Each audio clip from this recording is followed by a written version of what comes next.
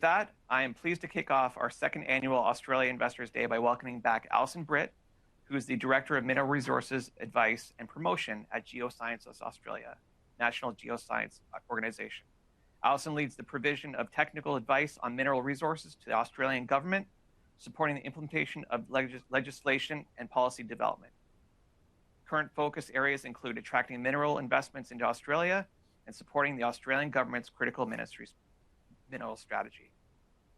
At a time when critical minerals are central to energy security, defense, supply chains, and the global energy transition, Australia stands as one of the most resource-endowed and politically stable jurisdictions in the world. Today, she'll share insights into Australia's mineral resource base, the strategic importance of critical minerals, and how international investors can better understand the scale and opportunity with Australia's resource sector. Please join me in welcoming Allison Britt.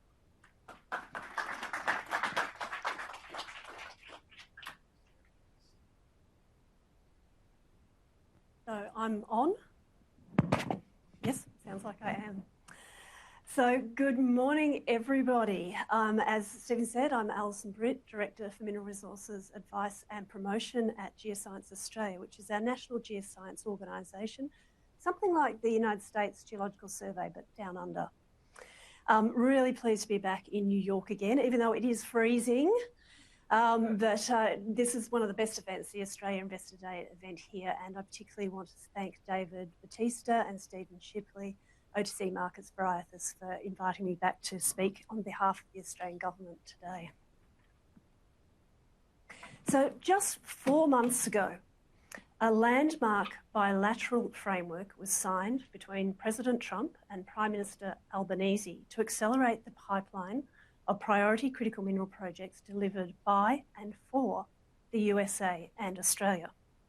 The $8.5 billion United States-Australia framework for securing supply in the mining and processing of critical minerals and rare earths will deliver a secure US-Australia supply chain for critical minerals required for defence and advanced technologies. Now, it's a bit of a mouthful, the name of this framework, so I'll just refer to it as the US-Australia Critical Minerals Framework from here on. Now, to complement the framework, the US and Australia will take measures over the first 6 months to each provide at least $1 billion in investments towards priority critical mineral projects in both of our countries.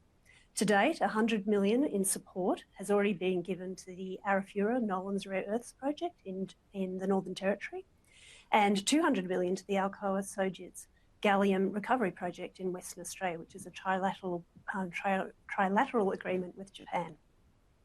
So with the framework as a backdrop, I'm going to spend the next 13 minutes or so outlining Australia's mineral resources framework, our outlook, our growing strategic linkages with the USA, provide a short rundown on the Future Made in Australia Act, including our new Critical Minerals Strategic Reserve, and finally, because I'm a geologist, you get to have a little bit of geology at the end, because geology underpins our physical economy.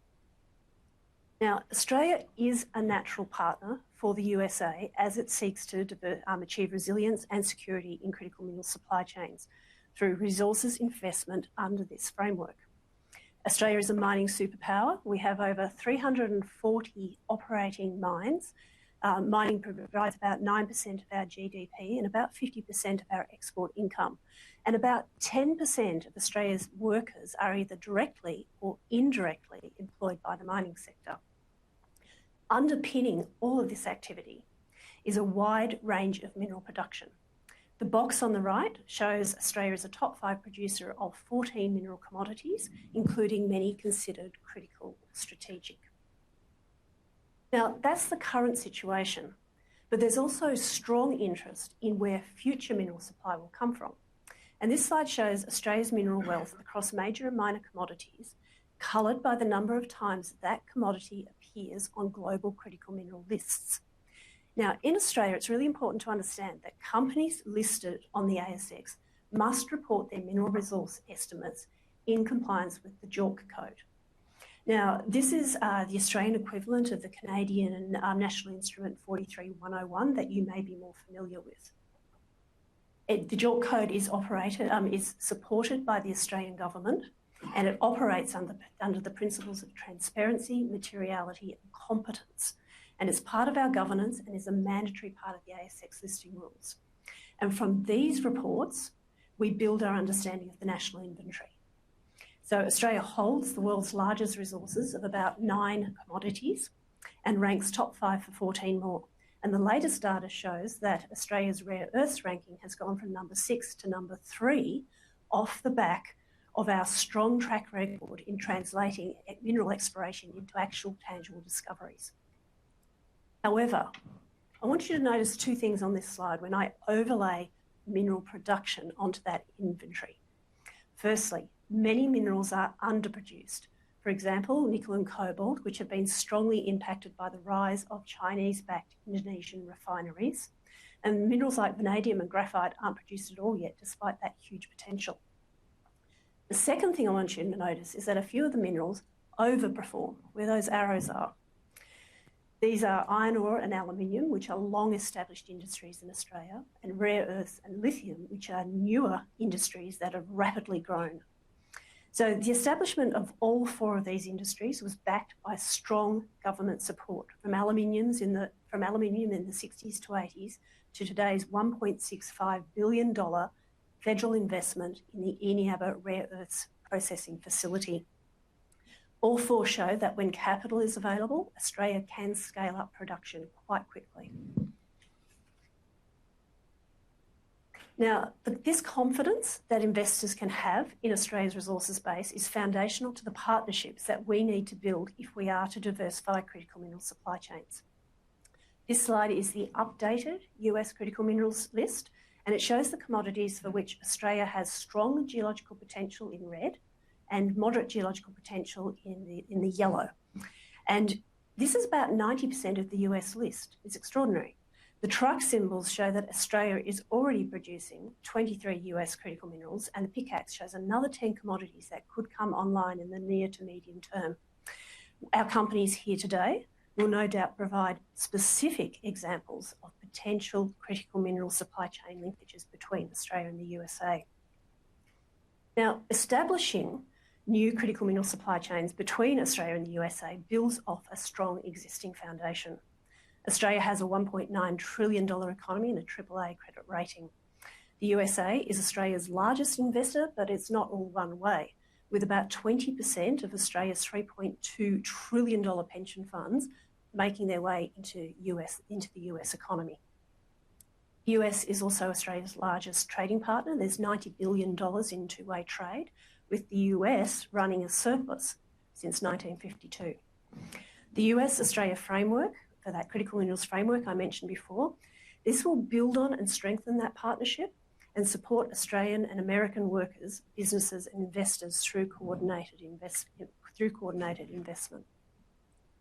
Now, domestically, the Australian government is implementing its flagship Future Made in Australia agenda, which is an investment of $22.7 billion over 10 years that reflects Australia's commitment to net zero, strengthening our economic resilience and national security. To grow Australia's critical minerals sector, the government has rolled out a powerful suite of support measures worth billions of dollars, and I've listed the ones relevant to critical minerals on this slide. These include a 10% production tax incentive processing, the Critical Minerals Strategic Reserve that I'll speak more about in a moment, plus various programs, initiatives, funding packages, and a single front door to make investing easier for people. Now, I'm going to take just 2 minutes now to run through 6 very quick slides on some of the ways the critical minerals package is being implemented and who's implementing it within government. You won't catch all the details, but don't panic. These slides are with OTC Markets, and I'm very happy for them to be shared. So I'll start with the Department of Industry, Science and Resources because it leads the Critical Minerals Strategic Reserve and hosts the Critical Minerals Office. The Critical Minerals Office is the central coordination point for critical minerals in Australia and oversees the Australian Critical Minerals Strategy.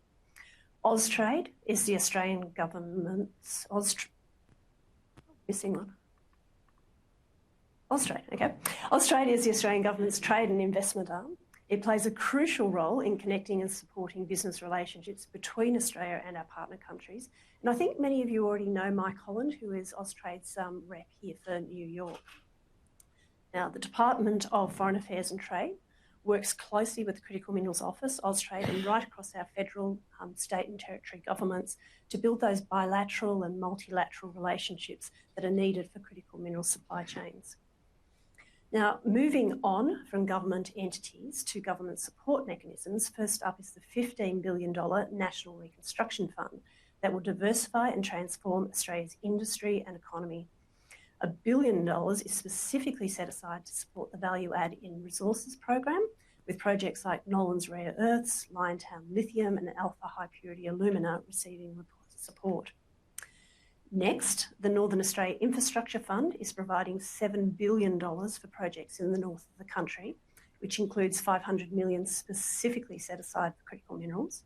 And finally, we have Export Finance Australia, who are essentially the government bankers.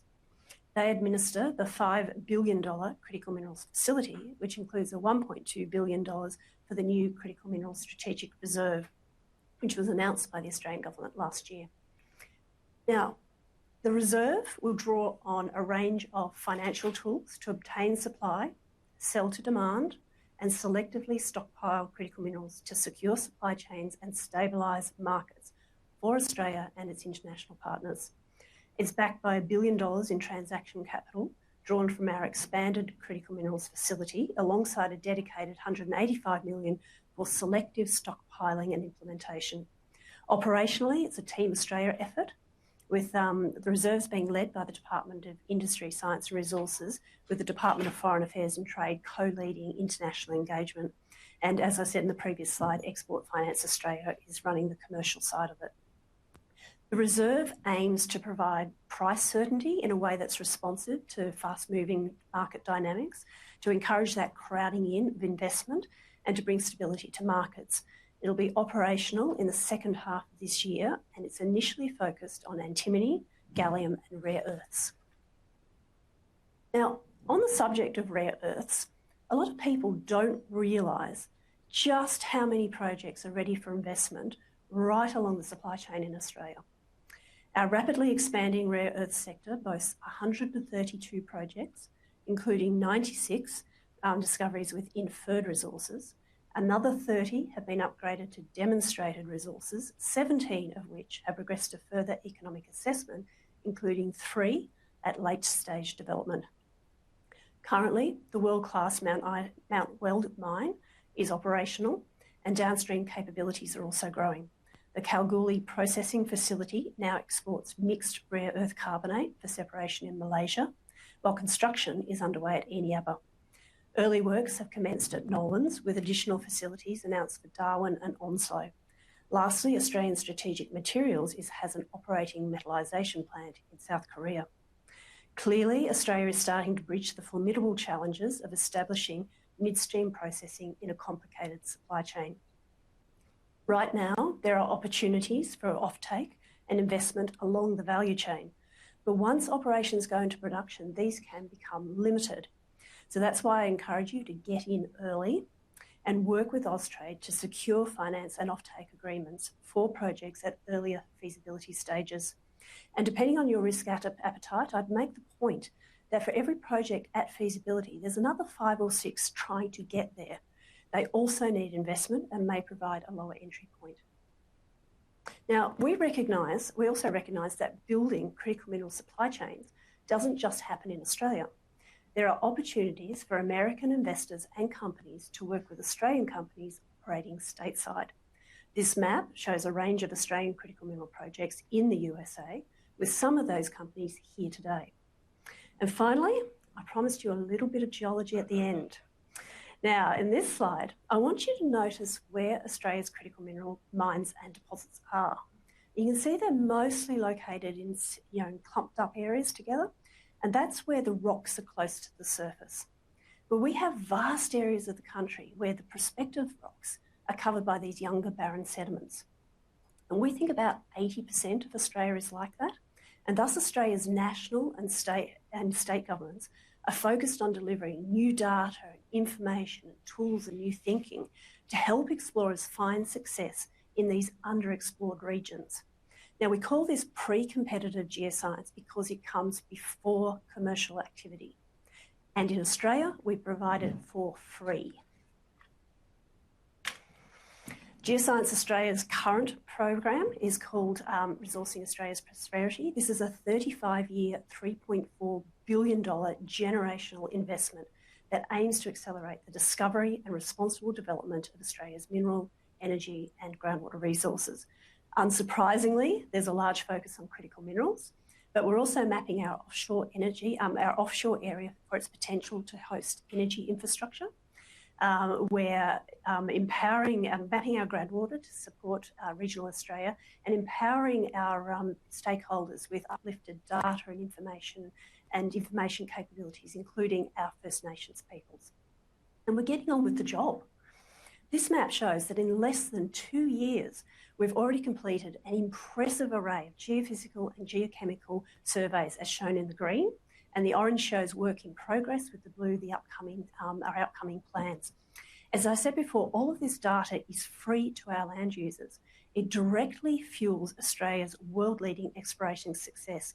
The most recent data shows that 1 in 4 world-class discoveries between 2017 and 2023 were made in Australia.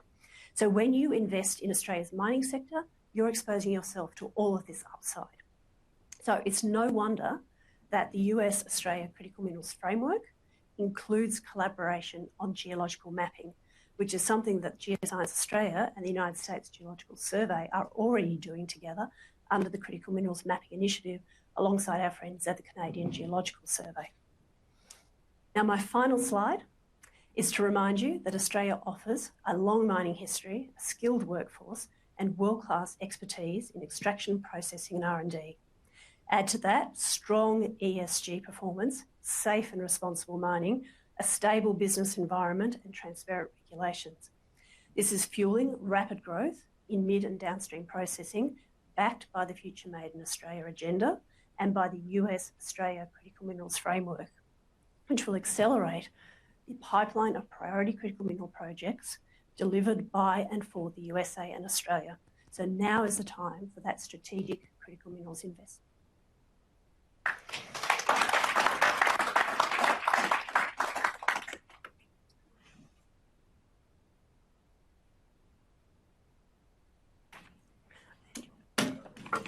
Oh, got a question? I'll do what I can. Yeah, we have questions from the audience. Let me grab a microphone as well.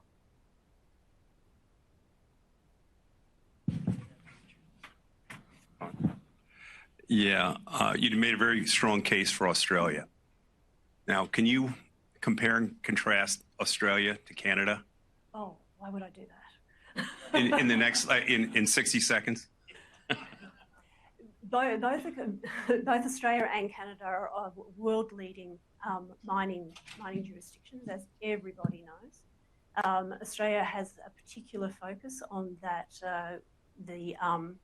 that pre-competitive. We're very, very strong in that, and we've been doing that probably more comprehensively than anybody else in the world for a number of decades now.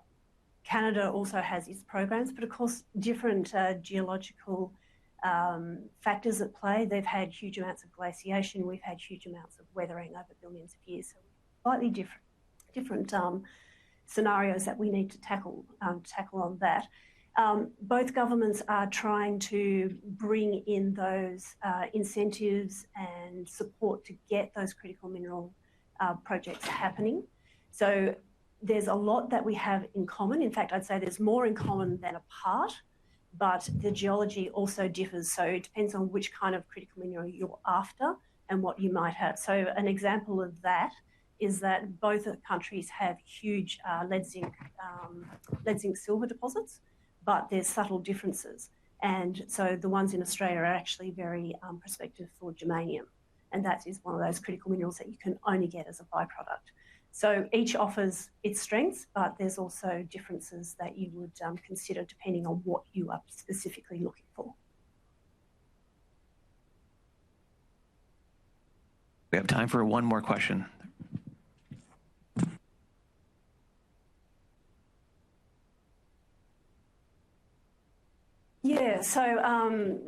Yeah, so in terms of trading partners, obviously China is a huge trading partner for Australian resources. We also have a lot of trading resources with Korea and Japan, and sometimes India and other various countries, depending on what the commodity is. But when it comes to critical mineral partnerships, the imperative is to diversify those supply chains. And so then our partners are, of course, the USA, UK, EU, Japan, Korea, Canada, and so forth, to build those supply chains that are not going to be caught up in a monopoly situation. Yeah. Awesome. All right, thank you very much, everyone.